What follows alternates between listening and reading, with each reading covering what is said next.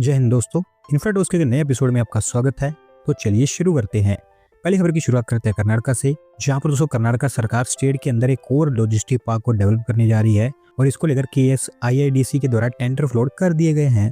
दोस्तों logistic park बालेपुरा locality में बनकर तैयार होगा, बेंगलुरु के कैंपेगौड़ा एयरपोर्ट के आसपास। इनिशियली 10 एकड़ एरिया में फैला होगा, जहां पर एक logistic park, stand alone warehouses, cold storage और मैन्युफैक्चरिंग यूनिट्स तैयार की जाएंगी। कर्नाटक स्टेट लॉजिस्टिक प्लान 2022 के अंतर्गत ये बनकर तैयार होना था। कई सालों से इसके ऊपर काम स्टार्ट करने की प्लानिंग भी की जा रही थी, लेकिन कभी हो नहीं पाया। फाइनली अब इसके ऊपर काम आगे बढ़ता हुआ दिखाई दे रहा है। एक बार जब इसका कॉन्ट्रैक्ट दे दिया जाता है, जो मोस्टली 2-3 महीने के अंदर दे दिया जाएगा, तो उसके अगले 36 महीनों के अंदर कॉन्ट्रैक्टर को लॉजिस्टिक पार्क ऑपरेशन करना होगा। अगली दोस्तों अपडेट फ्री ट्रेड एग्रीमेंट को लेकर है, जहां पर दोस्तों भारत और यूके के बीच historic free trade agreement almost finalise हो चुका है और हमारे प्राइम मिनिस्टर के द्वारा खुद इसकी अनाउंसमेंट की गई है। दोस्तों दोनों कंट्रीज काफी लंबे समय से प्लान कर रही हैं कि एक फ्री ट्रेड एग्रीमेंट दोनों के बीच में साइन हो जाए। इस दौरान हमने यूएई और ऑस्ट्रेलिया के साथ में already free trade agreement sign कर लिया था, लेकिन यूके के साथ कई सारी प्रॉब्लम्स फेस करनी पड़ रही थी और बीच में यूके में सरकार भी चेंज हो गई थी। पर अब फाइनली दोनों कंट्रीज यहाँ पर अग्री कर गई है फ्री ट्रेड एग्रीमेंट को लेकर। दोनों कंट्रीज को उम्मीद है कि इसके चलते दोनों के बीच ट्रेड 2030 तक बढ़कर $120 बिलियन तक पहुंच जाएगा, जो भी अराउंड $60 बिलियन के आसपास है। अलग अलग तरह के टैरिफ्स और ट्रेड बैरियर्स को यहाँ पर रिमूव किया जाएगा दोनों कंट्रीज के द्वारा ट्रेड को बूस्ट करने के लिए। और अभी क्योंकि FTA फाइनलाइज हो गया है, तो अभी इसकी जो लीगल फॉर्मेलिटीज है उनके ऊपर काम होगा। अगली दोस्तों अपडेट गिफ्ट सिटी से है, जहाँ पर दोस्तों हमारी यूनियन मिनिस्ट्री ऑफ एजुकेशन के द्वारा एक ऑफ कैंपस सेंटर अप्रूव कर दिया गया है Indian Institute of Foreign trade का, और इसको वो गिफ्ट सिटी के अंदर बनाएंगे। दोस्तों Indian Institute of Foreign Trade premier business school है हमारी सेंट्रल गवर्नमेंट के, जिनके फिलहाल 2 कैंपस ऑपरेशनल है, एक न्यू दिल्ली और एक कोलकाता में। कई और सिटीज में इसके नए कैंपस खुलकर प्लानिंग हो रही है और अब उसमें गिफ्ट सिटी का भी नाम ऐड हो रहा है। स्पेसिफिकली ये एक ऑफ कैंपस सेंटर होगा जो गिफ्ट सिटी टावर 2 में 16 और 17 फ्लोर पर बना होगा, जहां पर MBA प्रोग्राम और कई सारे शॉर्ट टर्म प्रोग्राम्स ऑफर किए जाएंगे। 1000 स्टूडेंट्स की इसकी कैपेसिटी होगी। देखना यही है कि कब तक इसको बनाया जाता है।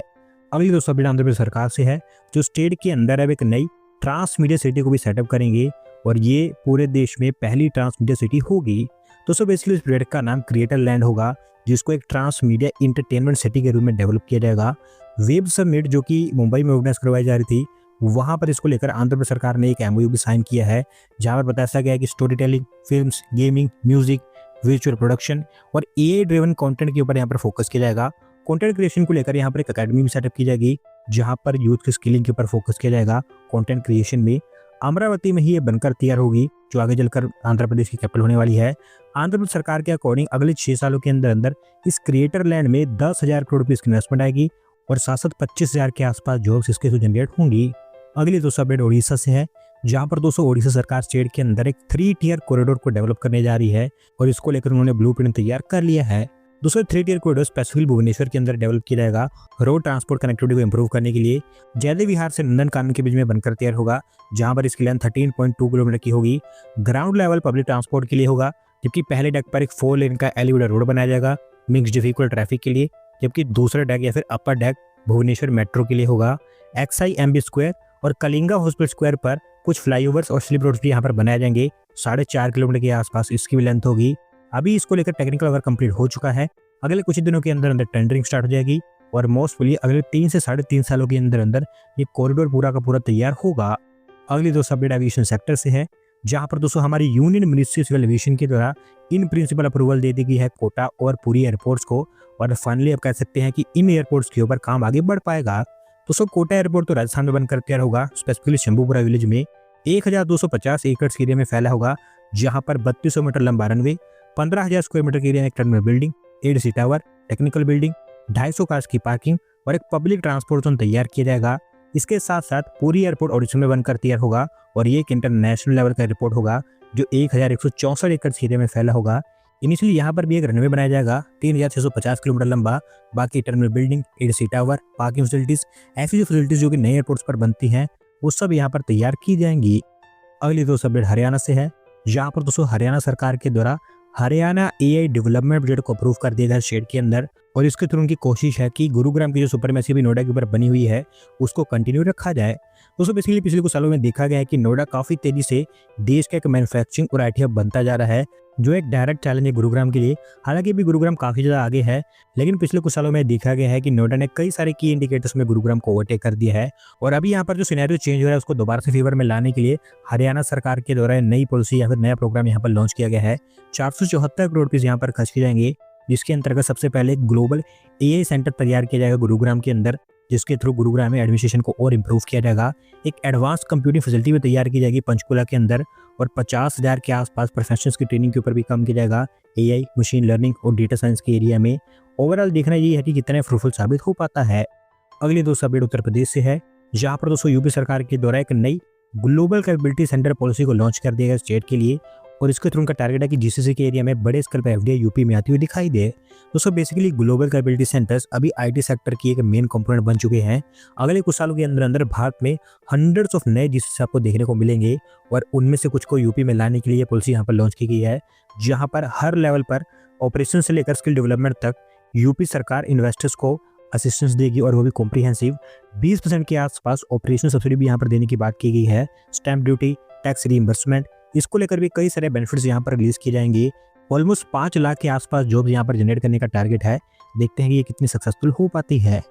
अगली दोस्तों अपडेट मुंबई सबअर्बन रेल से रिलेटेड है, जहाँ पर दोस्तों सेंट्रल रेलवे के द्वारा मुंबई सबअर्बन रेल के अंदर कुर्ला सीएसएमटी रेल लाइन के फेज 2 की प्लानिंग स्टार्ट कर दी गई है, और इस बार काफ़ी हाई चांसेस है कि यहाँ पर वो एक अंडरग्राउंड टनल का कंस्ट्रक्शन करेंगे। दोस्तों कुर्ला सीएसएमटी के बीच में ऑलरेडी 4 रेल लाइन्स ऑपरेशनल है। ये ओवरऑल 5th और 6th रेल लाइन होगी जिसको यहाँ पर बनाया जा रहा है। इसके पहले फेज के ऊपर ऑलरेडी काम हो रहा है, जो कि कुर्ला से परेल के बीच में बन रही है। 10.1 किलोमीटर की इसकी लेंथ है, और ये काम अगले 2-3 सालों में कंप्लीट हो जाएगा। इसके साथ साथ अब दूसरे फेज में परेल से सीएसएमटी तक 7.4 किलोमीटर की नई रेल लाइन बनाई जाएगी। पहले प्लान ये था कि फेज 2 भी ग्राउंड लेवल पर ही बनाया जाए, पर क्योंकि लैंड एक्विजिशन यहाँ पर एक काफ़ी बड़ा इशू होगा, तो उसके कंपैरिजन में टनल यहाँ पर एक अच्छा अल्टरनेटिव हो सकता है।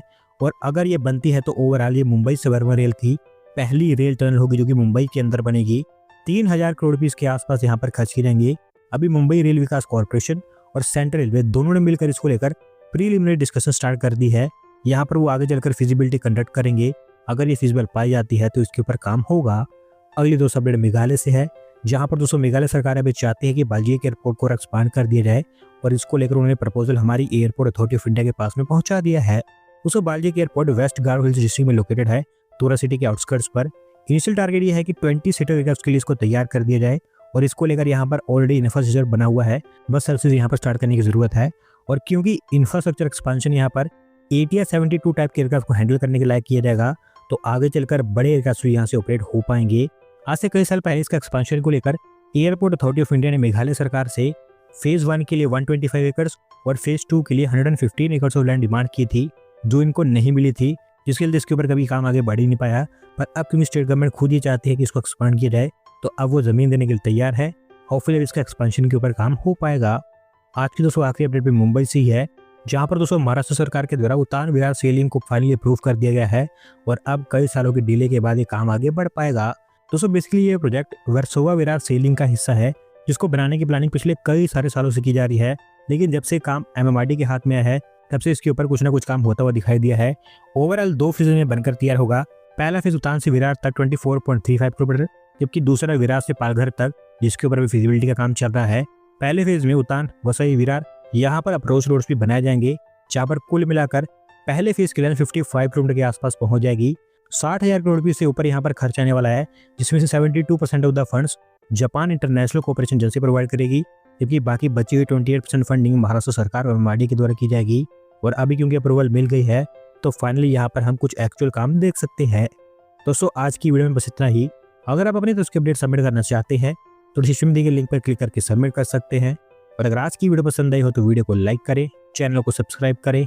धन्यवाद वीडियो को देखने के लिए।